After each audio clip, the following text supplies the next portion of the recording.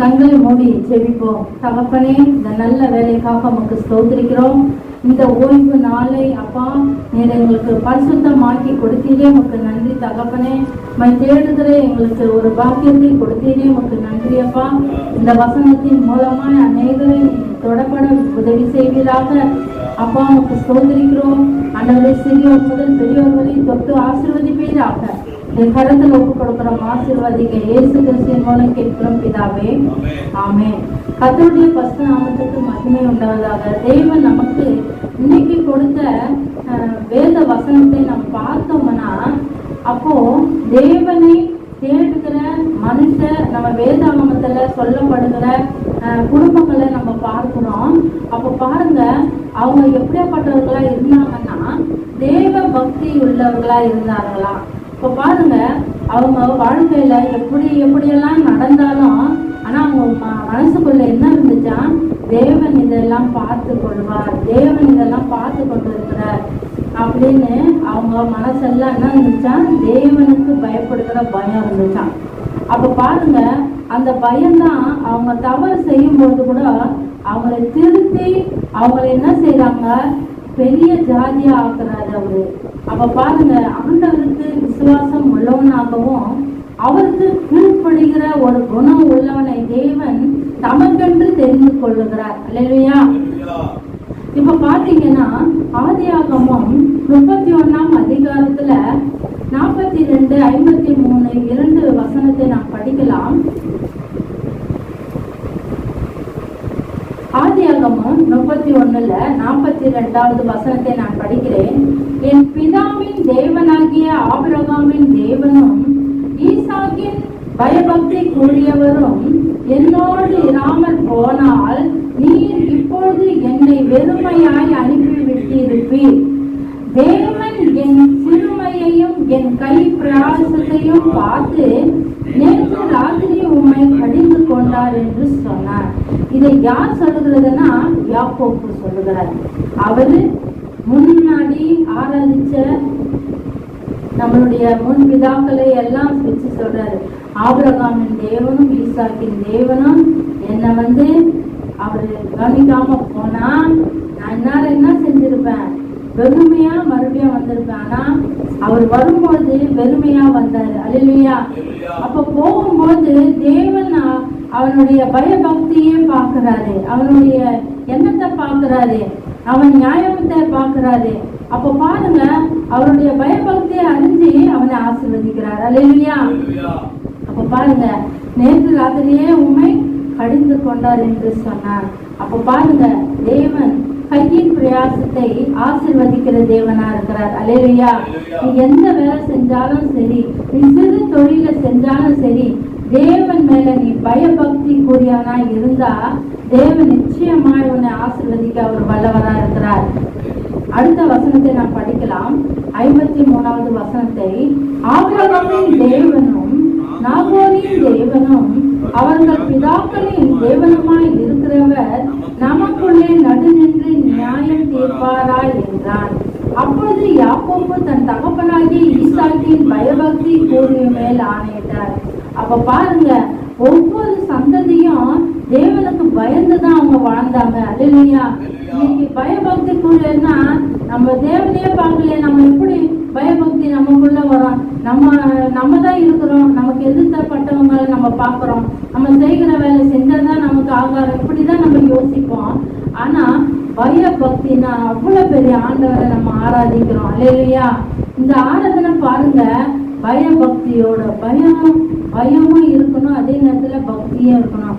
அவர் மேல விசுவாசம் உள்ள ஒரு பக்தி. ஆண்டவர் இருக்கிறார் என்று நாம் ஒன்றுமே இல்லாத இடத்துல இருந்தாலும் தேவன் நம்மோடு கூட நடக்கிறார் என்று நாம என்ன செய்யணும், விசுவாசிக்கணும்.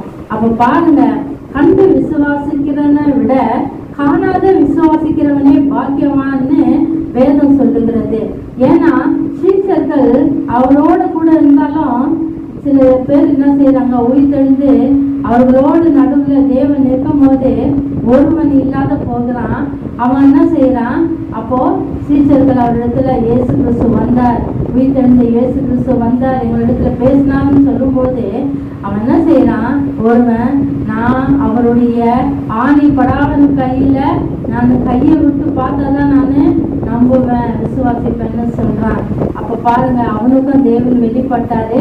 வெளிப்படும் போது இதோ என் விழாவை பார், என் கையில இருக்கிற ஆணி தடங்களை பாரு, நீ கைவிட்டு பார்க்கணும்னு சொன்னீங்க பாரு அப்படின்னு அவரு காட்டுகிறார். அப்பதான் அவன் விசுவாசித்தான். அதனாலதான் ஆண்டவர் சொல்றாரு, கண்டு விசுவாசிக்கிறத விட காணாத விசுவாசிக்கிறவன் பாக்கியவான். அப்போ நம்ம எல்லாம் யாரு?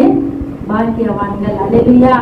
அப்போ ஒவ்வொரு நிமிஷமும் நம்மளை நடத்துகிற தேவன் இந்த ஆண்டையும், இந்த புது ஆண்டை நம்ம தொடங்க போறோம், இந்த ஆண்டையும் தேவன் ஆசீர்வதிக்க வல்லவரா இருக்கிறார். அல்லேலூயா. கர்த்தருடைய பரிசுத்தத்துக்கு மகிமை உண்டதாக. தேவனுடைய பிள்ளைகளை தேவன் வழி நடத்துவார். ஏன்னா அவரை ஆராதிக்கிற பிள்ளைகள் பயபக்திக்குரியவர்களா இருக்கிறோம். நம்ம ஆண்டவர் பார்க்கறாரு, இதை செஞ்சா தவறு, அதை செஞ்சா தவறு. நம்ம பேச்சினால கூட நம்ம தவறு செய்யாதபடி நம்ம என்ன செய்யணும்? ஜாக்கிரதையா இருக்கணும். லேவியராகமம் 19ஆம் அதிகாரத்துல 30வது வசனத்தை நாம் படிக்கலாம். என் ஓய்வு நாட்களை ஆசரித்து என் பரிசுத்த ஸ்தலத்தை குறித்து பயபக்தியாய் இருப்பீர்களாக, நான் கர்த்தர். அப்போ கர்த்தர்னா இந்த வானத்தையும் பூமியும் நமக்காக படைச்சு நம்மளை அவர் அதுல வச்சிருக்கிறாரு, ஆசீர்வாதமா இருக்கும்படி வச்சிருக்கிறாரு. அப்போ அவர் தான் நமக்கு பெரியவர். அவர் என்ன செய்யறாரு? பயபக்திகளா இருப்பீர்களாக, என்ன அசட்டை பண்ணாதீங்க, நான் இல்லை, நான் உங்க கண்ணில் தெரியப்படல அப்படின்னு அசட்டை பண்ணாதீங்க. தேவனுடைய ஆலயத்துல நிச்சயமா தேவன் என்ன செய்யறாரு?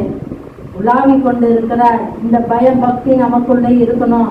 நம்ம இடம் தானே, நம்ம விசுவாசிங்க தானே, நம்ம இந்த மனசுல நினைக்கவே கூடாது. ஏன்னா தேவன் நம்ம அருகாமையே இருக்கிறார். நான் இப்ப நின்று கொண்டு இருந்தேன்னா என் பக்கத்திலே அவர் நின்று கொண்டு இருக்கிறார்.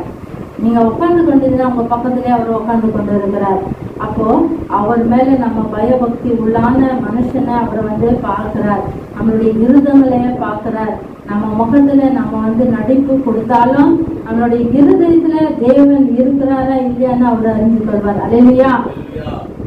அப்ப பாருங்க, யோபு 15ஆம் அதிகாரத்துல 4வது வசனத்தை நான் படிக்கிறேன். நீ பயபக்தியை வீணென்று சொல்லி தேவனுக்கு முன்பாக ஜப தியானத்தை குறைய பண்ணுகிறீர்கள். அப்போ யோபு தீர்க்கதரிசி சொல்லுகிறார், அவரு நல்ல ஐஸ்வர்யவனாய் தேவன் வாழ வைத்தாரு. அதே நேரத்துல பிசாசு என்ன செய்யறான்? அவன் தேவனிடத்துல சவால் கொடுக்குறான். உம்முடைய பிள்ளை, என்னுடைய பிள்ளையை பாரு, என்ன விசுவாசிக்கிறான், என்ன அவன் ஒரு வார்த்தை கூட என்ன தவறா பேசினது இல்லை அப்படின்னு வாக்குவாதம் வரும்போது பிசாசு சொல்லுகிறான், அவனுக்கு எல்லா சௌரியத்தோட நீங்க வச்சிருக்கிறீங்க, அதனாலதான் அவன் பேசல. நீங்க அதுல குறைவுபட்டிருந்தா அவன் பேசுவான் பாரு. நம்ம தேவனிடத்தில் உத்தரவு வாங்கி கொண்டு தன்னுடைய பிள்ளைய சோதிக்க வரான். அப்போ சோதிக்க வரும்போது கூட அவனுடைய சொத்து போயிடுச்சு, அவனுடைய குடும்பம் போச்சு, எல்லாம் போனா கூட தேவனை பற்றி என்ன செய்யறான்? அவன் ஒரு குறையும் சொல்லவில்லையா? அல்லேலூயா. இப்படிப்பட்ட ஒரு தேவ பக்தியை நம்ம பார்க்கிறோம். சகோதரர்கள் சொன்னா கூட, நண்பர்கள் சொன்னா கூட அவன் என்ன செய்யறான்? தேவனை அறியாது எனக்கு ஒன்றும் நடக்காதுன்னு அவன் சாட்சி கொடுக்கிறவனா இருந்தான். அல்லேலூயா. அப்ப பாருங்க, நம்ம கற்றுக்கொள்ள வேண்டியது என்னது? இந்த மாதிரி தீர்க்கதரிசிகளிடத்துல அவங்களுடைய வாழ்க்கை அனுபவம் நம்ம படிக்கும் பொழுது நம்மளுக்கு என்ன செய்யுது? அதெல்லாம் கற்றுக் கொடுக்குறது. அப்போ பயபக்தி கூறியவர் நானே கர்த்தர்னு சொல்லப்படுகிறார். இந்த அண்ட ஆகாயம் எல்லாத்திலும் தேவன் இருக்கிறார். அவர் படைச்ச படைப்புகள்ல நம்ம வாழ்ந்து கொண்டிருக்கிறோம். இந்த வாழ்க்கை தேவன் நமக்கு கொடுத்த வாழ்க்கை. நம்ம ஆண்டவரை பயபக்தியாய் நாம் நேசித்து அவருக்காக நம்ம எதையெல்லாம் விட்டு கொடுக்கணுமோ அதெல்லாம் விட்டு கொடுத்து, எதையெல்லாம் நம்ம ஆசீர்வாதத்தை தேவனிடத்திலிருந்து பெற்றுக்கொள்ளணுமோ அதெல்லாம் நம்ம பெற்றுக்கொள்ளணும். அல்லேலூயா. கர்த்தருடைய பரிசுத்தத்துக்கு மகிமை உண்டாவதாக. சங்கீதக்காரர் சொல்லுகிற நாம் படிக்கலாம். 5ஆம் சங்கீதம் 7வது வசனத்தை நான் படிக்கிறேன். நானும் உமது மிகுந்த கிருபையினாலே உமது ஆலயத்துக்குள் பிரவேசித்து பரிசுத்த சந்ததிக்கு நேர பயபக்தியுடன் பணிந்து கொள்வேன். ஆமா, ஆண்டவர் சொல்றாரு, கடைசி காலங்கள்ல முழங்கால் யாவும் முடங்கும், என்னை குத்தின கண்கள் என்னை நோக்கி பார்க்கும்னு சொல்லுகிறாரு. அப்ப பாரு, சங்கீதக்காரர் சொல்றாரு, உண்மை நான் பயபக்தியுடன் பணிந்து கொள்வேன். அப்ப நம்ம எந்த பயபக்தியை ஆண்டவர் நம்ம வச்சிருக்கோம் பாருங்க. சிலர் என்ன செய்வாங்க, சோஃபாலேயே உட்காந்து ஜபம் பண்ணுவாங்க. நான் அதை குறைய சொல்லலை, அவங்களுடைய நிலைமை எப்படின்னு நம்ம சொல்லப்படல. ஆனா ஆண்டவர் பெரியவரா இருக்கிறார், நமக்குள்ள இருக்கிறவர் பெரியவர்.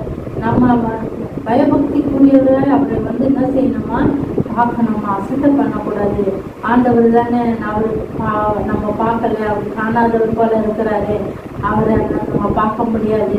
அதனால நமக்கு என்ன, இப்ப இருக்கிற நம்ம சௌரியத்தோட நம்ம கடந்து போகலாம் அப்படின்னு நம்ம நினைச்சு நம்ம நாட்களை ஓட்ட முடியாது. ஏன்னா ஆண்டவர் பெரியவரா இருக்கிறார், நமக்குள்ள ஆண்டவர் பெரியவரா இருக்கிறார்.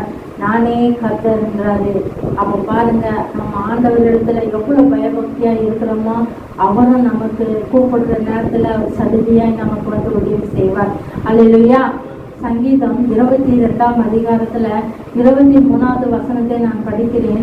கர்த்தருக்கு பயப்படுகிறவர்களே அவரை துதியுங்கள், யாக்கோபின் சந்ததியாரே நீங்கள் எல்லோரும் அவரை கனம் பண்ணுங்கள், இஸ்ரவேலின் வம்சத்தாரே நீங்கள் எல்லோரும் அவர் பேரில் பயபக்தியாய் இருங்கள். எல்லா சந்ததிக்கும் அவர் சொல்லுகிறார். சங்கீதக்காரர் என்ன சொல்லுகிறாரு, அவர் யாக்கோபின் சந்ததியே, இஸ்ரவேலின் சந்ததியே. அப்ப பாருங்க, இவங்கெல்லாம் எங்களுக்கு அடுத்தடுத்து வர சந்ததி எல்லாம் நம்ம என்ன செய்யறோம், சில சந்ததிங்க அவரை விட்டு பின்வாங்கி போயிருக்கிறது, சில சந்ததிங்க அவரை மறந்துட்டு வேற வழியா போயிருக்கிறது. இப்போ இந்த சந்ததிகளுக்கெல்லாம் சங்கீதக்காரர் சொல்லுகிறார், கனம் பண்ணுங்கள், பயபக்தியா இருங்கள். எல்லா வம்சத்தாரே, இஸ்ரவேல் வம்சத்தாரே, யாக்கோபின் வம்சத்தாரே எல்லாரும் கர்த்தருக்கு பயந்து அவரை கனம் பண்ணுங்க. அவரை என்ன செய்யுங்க, எல்லோரும் பயபக்தியா இருங்க. அவர் இருக்கிறார், கடைசி நாள்ல அவர் வரப்போகிறார், நம்ம எல்லாம் கூட்டி கொண்டு போகிறாரு. வேற யாரும் வர மாட்டாங்க. நம்ம வச்சிருக்கிற நம்ம சொத்து வராது, சுகம் வராது, ஒன்னும் வராது. புருஷன் நம்மளோட வர மாட்டாரு, பிள்ளைய நம்மளோட வர மாட்டாங்க, மனைவி நம்மளோட வர மாட்டாங்க. நம்ம ஆத்மாவுக்கு நம்மளே கேரண்டி. ஆண்டவர் நம்ம அவரோடு போனோம்னா நம்ம என்ன செய்யணும், எவ்வளோ நம்ம ஆயத்தப்படணுமோ அவ்வளவோ நம்ம என்ன செய்யணும், பரிசுத்த தேவனாகிய இயேசு கிறிஸ்துவை நம்ம கனம் பண்ணணும். அவருக்கு பணிந்து நம்ம என்ன செய்யணும், நம்ம கொடுத்த கடமைகளை நம்ம செய்யணும். அல்லேலூயா. யோனா 1ஆம் அதிகாரத்துல 9வது அதிகாரத்தை நான் படிக்கிறேன். அதற்கு அவன், நான் எபிரேயன், சமுத்திரத்தையும் பூமியையும் உண்டாக்கின பரலோகத்தின் தேவனாகிய கர்த்தர் இடத்தில் பயபக்தி உள்ளவன் என்றார். இப்போ யோனா தீர்க்கதரிசி பாருங்க, சின்ன தவறு தான் செஞ்சாரு. அவர் போக வேணும்ன்ற இடத்துல போகாம அவர் என்ன செய்யறாரு, வேற வழியில போறாரு. தேவன் அவர் என்ன செய்யறாரு, விடல. ஏன்னா அவருடைய பிள்ளையா இருந்த அவர் தப்பு செஞ்சா விடுவாரா, விடவே மாட்டாரு. அவரை திருப்பி நல்ல வழிக்கு இட்டு வரும்போது அவர் மூலியமா அநேக ஆத்மாக்கள் என்ன செய்யுது, ரட்சிக்கப்படுது. இதுதான் ஆண்டவர் ஒவ்வொரு தேவ பிள்ளைகளே நடத்துகிறது.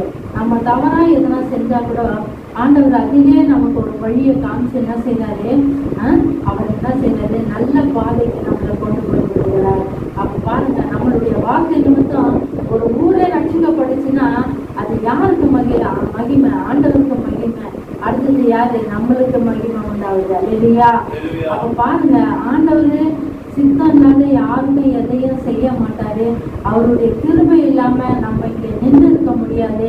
அவருடைய இரக்கம் இல்லாம நம்ம இத்தனை காலம் நம்ம கடத்தி கொண்டு வந்தவர் இயேசு கிறிஸ்துன்னு நம்ம என்ன செய்யறோம், அறிஞ்சு கொண்டு இருக்கிறோம். இல்லையா? அப்ப பாருங்க, ஆண்டவர் இல்லைன்னா நம்ம வாழவே முடியாது இந்த உலகத்துல. இல்லையா? ஏன்னா நித்தமும் பொல்லாத சிந்திக்கிற மனுஷன்றாரு. அப்போ நித்தமும் பொல்லாத சிந்திக்கிறவன் தான் மனுஷன். அப்போ பிசாசு யாரெல்லாம் பிசாசுக்கு இடம் கொடுக்குறாங்களோ அவங்களெல்லாம் பிசாசு நல்லா புரிந்து என்ன செய்யறான், அவன் ஆட்டி படிக்கிறான். அதனால ஆண்டவரையே நம்ம வச்சு அவருடைய நீதி நியாயத்தோட நம்ம அவரை சேவிப்போம்னா நிச்சயமாக கர்த்தர் நம்மளை நடத்துவார். அவர் பேர்ல நம்ம எப்படி இருக்கணும், பயபக்தி கூடியவரா இருக்கணும். நம்ம அவர் அவ்வளவு பெரிய ஆண்டவர், நம்ம பக்கத்துல அவர் இருக்கிறாரு. நம்ம எதற்கும் பயப்படுத்தாவில்ல. நம்ம சந்ததியாரெல்லாம் நம்ம என்ன செய்யணும்? பயபக்தியுடன் கனம் பண்ண வைக்கணும். நம்ம சந்ததிகளுக்கு அதுக்கு சொல்லணும். தேவன் நம்மை உண்டாக்கினவர், வானத்தையும் பூமியை உண்டாக்கினவர்னு நம்ம என்ன செய்யணும்? எல்லாருக்கும் சாட்சி கொடுக்கணும்.